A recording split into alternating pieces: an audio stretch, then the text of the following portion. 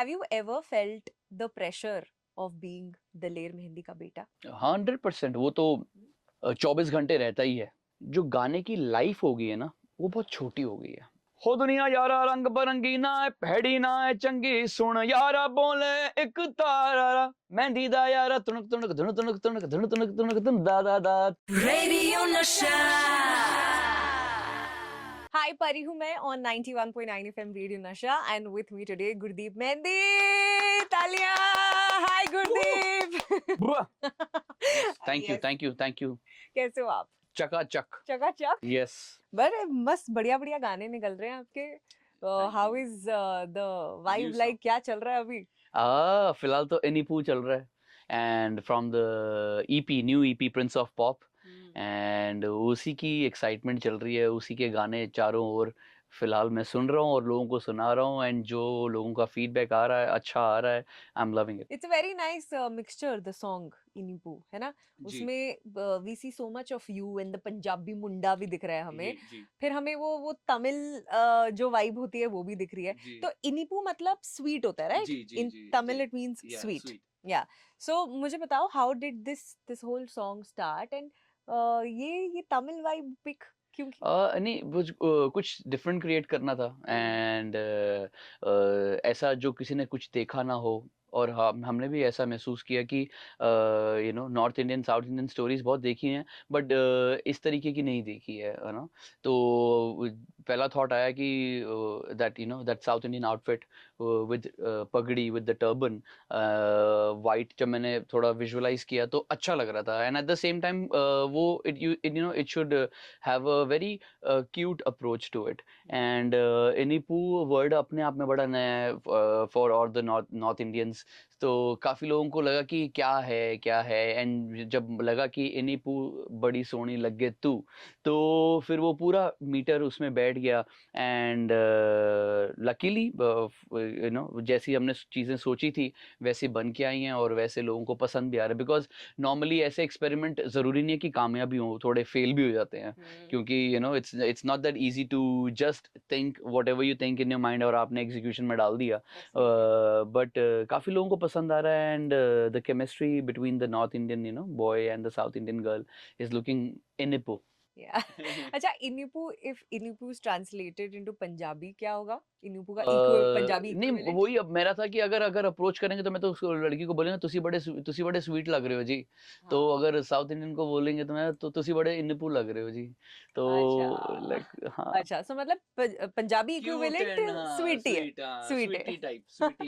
Sweety types. पर सबसे अच्छी चीज अभी तक इस गाने के लिए आपने क्या सुनी है या किसी ने आपसे क्या कहा है? The best thing about the song? तो ये वो गाना था जो मैंने पापा जी को बिल्कुल सुनाया नहीं था, एंड मैंने एंड टाइम तक नहीं सुनाया जब तक वीडियो भी ना बन जाए, और जब अच्छा। वीडियो देखा तो मुझे भी अच्छा लगा कि हाँ यार अच्छा लग रहा है, तो फिर मैंने उनको सीधा वीडियो के साथ गाना भेजा, एंड उनका जब कॉल आया तो the first word he said was outstanding, so that one word from him, वो बड़ी बात है, क्योंकि काफ़ी लोग कमेंट कर रहे हैं, अच्छा कर रहे हैं, मैं उनसे मतलब बहुत बहुत शुक्रिया उन सभी का, but then having you get a compliment from the person जिसको आप, जो आपके आइडल हैं, जिनको आप देखते हैं, so I look up very positive and very grand, and when he said outstanding तो मैं बोला चलो ठीक है, मज़ा आ गया कि भाई उन्होंने पसंद किया, अप्रिशिएट किया, तो अच्छा लगा।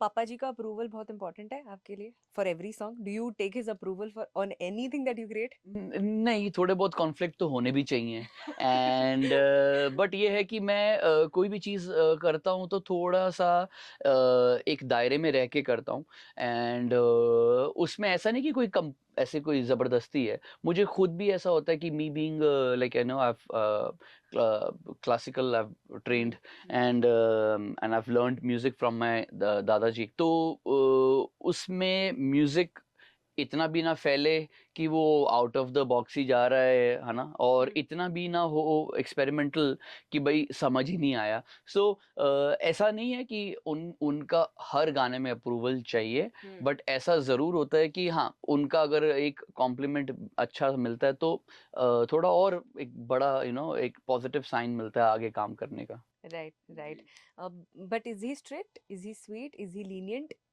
नाउ तो he is very cool. Oh, he's हाँ, cool. पहले तो ऐसा लगता था कि मैं क्या कर रहा हूँ इस घर में और ये क्या करना चाहते हैं हमारे साथ। एंड बट ऑब्वियस वो तो हम सबकी लाइफ में ऐसा होता है कि जब हम दो बच्चे होते हैं तो हमें और रिश्तेदार अच्छे लगते हैं, चाचा मामा ताया, कि यार ये लोग बेस्ट है, जो ये दो लोग रह रहे हैं हमारे घर में यही खतरनाक है।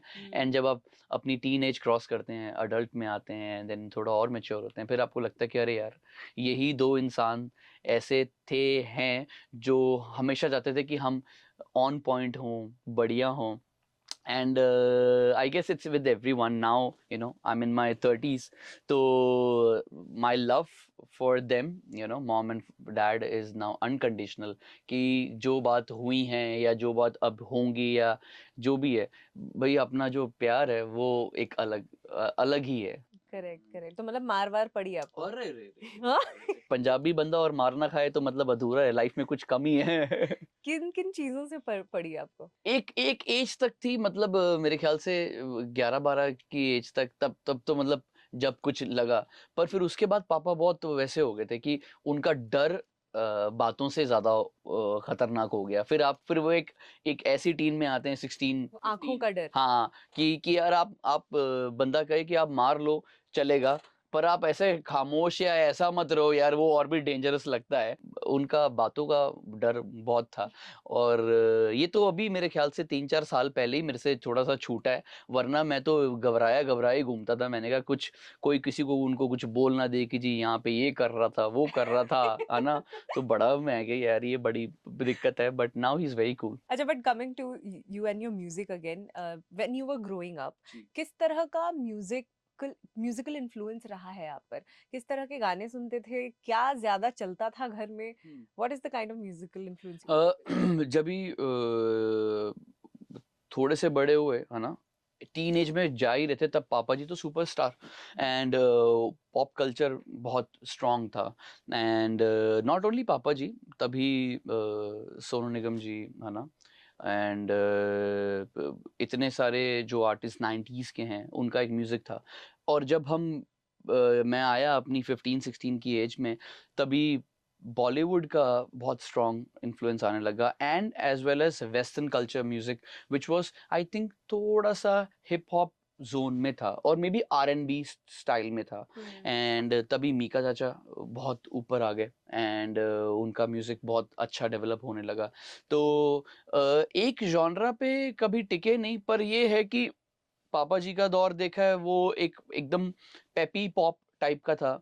थोड़े बड़े हुए then Bollywood had a very strong influential, and वो भी थोड़े मिक्स्ड कल्चर में था। और अब जब पूरे अच्छे खासे, मतलब after 2012, when I guess Punjabi industry was very strong to be in front, whether it is Honey पाजी कह लो और दिलजीत पाजी कह लो, तो मुझे इनकी बीट्स में बहुत ज़्यादा वेस्टर्न बीट्स का इन्फ्लुएंस लगा। और उसके ऊपर क्या हुआ, फिर जब आप अपना Hindi sorry Punjabi soulful lyrics डालते हो तो वो मर्ज हो जाता है। और अभी भी यही हो रहा है कि बीट्स सारी वेस्टर्नाइज्ड हैं, पर वो जो हमारा जो पंजाबी प्यारा तड़का लगता है, वो आपको थोड़ा-सा खींच लेता है। अगर आप किसी ऐसे बंदे को फीचर कर ले तो जिसकी ऐसी फैन फॉलोइंग भी है और जिसका एक अपना स्वैग भी है, तो आई थिंक वो गाने को प्रमोट पुश करने में ज़्यादा ईज़ी रहेगा। मतलब दिस रीसेंट कल की मूवी, मैं तो कभी इमेजिन ही नहीं कर सकता दिलजीत दोसांझ एंड प्रभास टुगेदर, है ना? एंड वो हो गया, and the song is so good, इतना बड़ा गाना है। So it's not just an achievement for Diljit paaji, it is an achievement for us also. या कि यार क्या बात है, क्योंकि वो एक टाइम था जब पापा जी ने ऐसे चमत्कार दिखाए थे, when he was with mister Bachchan, and अब Diljit Dosanjh is doing that thing. You mention Diljit so many times. कितने Yeah. बड़े फैन हो आप? फैन जितना हो सके उतना कम कहिए, क्योंकि मैं उन चीज का जहाँ से, क्योंकि मैं उनको पहले मिल भी चुका हूँ और जैसे वो कंसिस्टेंट रहे हैं ना अपनी कहानी में और जहाँ-जहाँ जो चीज़ों में उन्होंने अचीवमेंट कर दी है and than me being a Sardar also not being biased but ऐसा लगता है कि यार कोई अपना है। बंदा हाँ, कोई बंदा अपना है और अच्छे उस पे जा रहा है एंड आपके माध्यम से मैं यही कहना चाहूँगा कि कोई भी चीज़ अगर अच्छी चल रही है ना तो उसको क्रिटिसाइज़ कंस्ट्रक्टिव क्रिटिसिज्म अच्छा रहेगा पर आप बंदे को खींच के वापस नीचे करो या उसमें नुक्स निकालो ये वो सब मत करो यार बंदे ने वो जो लेवल अचीव किया है वो देखो है ना और वही आई थिंक अच्छी बात है प्राउड मोमेंट है not only for Sardar but for us as an Indian as well Yeah, he's making all of us proud. He was Yeah. on the Jimmy Yeah. Fallon Yeah, के yeah, yeah, साथ. yeah, Oh yeah. my God, such a huge moment. Yeah, yeah, yeah. है ना, It's मतलब a ये very big it's thing. Actually historic देखा Yeah. जाए तो. You are an independent artist अभी, ठीक है? जी है ना, आप अपने खुद के गाने बना रहे हो, क्रिएट कर रहे हो. मुझे एक एडवांटेज और एक डिसएडवांटेज बनाओ being an independent artist today, where Okay. there is social media, there is Instagram, there are so many artists already. तो जी एक एडवांटेज एक डिसएडवांटेज क्या है of being an indie artist? Disadvantage तो मुझे याद नहीं आ रहा क्योंकि मैं now you know I have signed Saregama and it's a blessing पर इससे पहले की मैं बात बताऊं इफ नहीं था तो इंडिपेंडेंट एडवांटेज ये है कि जी आप जो मन में आए वो कर सकते हैं और वो एक्सपेरिमेंट कभी कभार अच्छे तरीके से काम भी कर जाता है एंड क्योंकि सोशल मीडिया प्लेटफॉर्म इतने सारे हैं कि अब वैसा वाला दौर नहीं रहा कि आपको उस तरीके से ही जाना होगा यू नो कंपनी के बाहर खड़े रहो या प्रोड्यूसर को अप्रोच करो डायरेक्टर को if you have it you want to do it just go out there put it on social media and आपकी रील एक छोटी रील भी एक ऐसा तूफान क्रिएट कर सकती है कि जो कंपनीज ना कर पाए ठीक है जी जो ये हो गया एडवांटेज डिसएडवांटेज ये रहता है कि जी पैसा नहीं जो गाने की लाइफ हो गई है ना वो बहुत छोटी हो गई है मतलब कि बड़ी बड़ी पिक्चरें मूवीज जिसके अंदर पता नहीं कितने कितने करोड़ों का खर्चा हुआ होता है जब उनका रिजल्ट फ्राइडे सैटरडे संडे आता है तो गाने तो आप समझिए कि मेरे ख्याल से 3 मिनट के अंदर रिजल्ट आ जाता है और वो गाने का जो लाइफ है ना वो बंदा 3 मिनट में ही क्योंकि आप एक गाना देखते हैं आपको पसंद आ रहा है नहीं आ रहा है नीचे आप देखते हैं कि क्या कमेंट है और वो कमेंट अगर अच्छे नहीं है बुरे हैं तो बंदा खुद भी डीमोटिवेट हो जाता है फिर यार सोचता है कि यार मैं बनाऊं कि नहीं बनाऊं और मैंने खर्चा भी कर दिया है ये भी काम कर दिए हैं अब सेकंड वाले गाने के लिए पैसे हैं कि नहीं है तो वहां से थोड़ा बंदा डीमोटिवेट होता है तो जो डिसएडवांटेज है वो आज के दौर में सिर्फ उसका जो लाइफ है ना वो छोटी हो गई है have you ever felt the pressure of being Daler Mehndi का बेटा? 100% वो तो 24 घंटे रहता ही है अभी भी रहता है फ्यूचर में भी रहेगा पर पिछले 2-3 साल से ये प्रेशर मैंने लेना कम कर दिया है जैसे कि ये सोच विचार बहुत रहती है कि भाई सामने वाला क्या सोचेगा क्योंकि whenever I am there on the stage they are expecting me to sing like him only है ना ग्रैंड बड़ा ये वो और उस चक्कर में अपनी पर्सनल ग्रोथ मिस हो रही है मतलब if I talk about Inipu Inipu is that kind of song वैसा जॉनरा है जो पापा जी के स्टाइल में कभी भी नहीं फिट होता है and he is into very like no 2/4 जितने भी गाने उनके वैसे हैं तो उसमें फिट ही नहीं होता but the beautiful thing about him is that he never said anything like wrong क्योंकि art is art there is no correction there is no correct form of art है ना आप कोई भी जगजीत सिंह जी जो हैं जो गज़ल गा रहे हैं या eight the same time Nusrat Fateh Ali Khan साहब जो सूफ़ी गा रहे हैं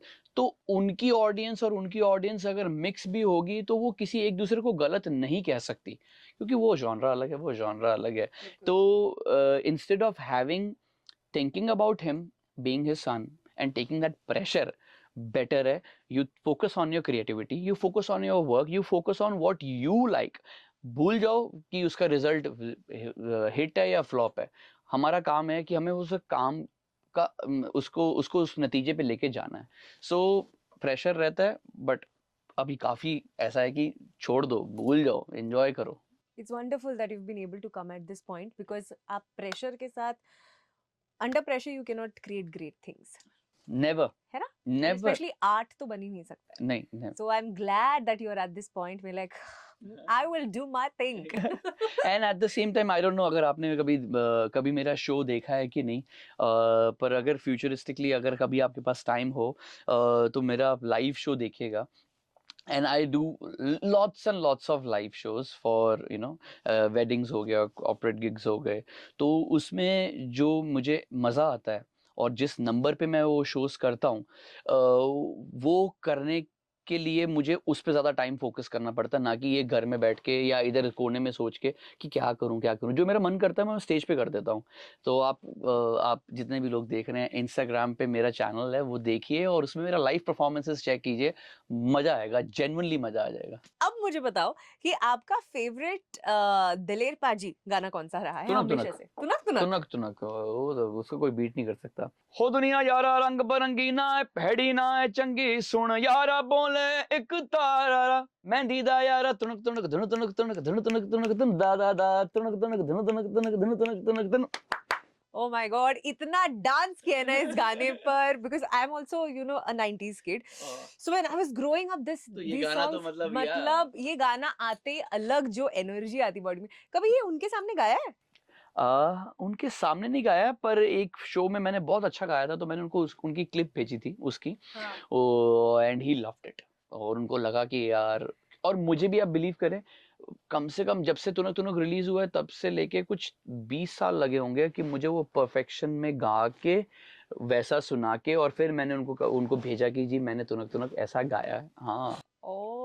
मतलब पूरा अपने आप को ऐसे हाँ, क्योंकि प्रिप तुनक तुनक मैं बता दूं, इट्स नॉट बहुत डिफिकल्ट गाना है, क्योंकि तुनक तुनक वो वाइब अच्छी है, तुनक तुनक तुन तुनक तुनक तुन, पर अगर आप स्टार्टिंग से लेके एंड तक गाएं, वो बहुत ही डिफिकल्ट सॉन्ग है, right from the alap to the tempo, and it's a very difficult song, yeah. but it's evergreen. Yes, I think yes, it's yes. it's just timeless. Tunak Tunak is.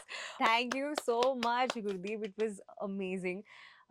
And I wish you all the best. Thank ऐसे ही you आप जी। और गाने बनाते रहो. What's coming? Can you give us a sneak peek of what's coming next? एक बहुत बड़ी चीज़ आ रही है, पर अभी ऐसा है कि मैं बता दूँगा तो बता मज़ा नहीं खत्म हो सकते जाएगा, हो। मज़ा खत्म हो जाएगा। पर मैं बहुत जल्दी आपके पास आऊँगा for this new beautiful track, and it was lovely talking to you and specially Nasha, and thank you everyone, और please Inipu from the album Prince of Pop, है ना? सारे गाने सुनिए और कमेंट इन बिलो कि आपको कौन-सा गाना अच्छा लगा।